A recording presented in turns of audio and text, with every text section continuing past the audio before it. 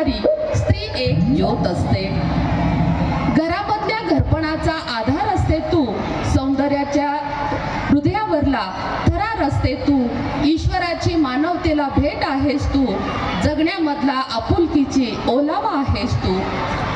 आदिशक्ती तू, प्रभूची भक्ती तू, झाशीची राणी तू, मावळ्यांची भवानी तू, प्रयत्नांना लाभलेली उन्नती तू, आजच्या युगाची प्रगती तू, नारी शक्तीचा ललकार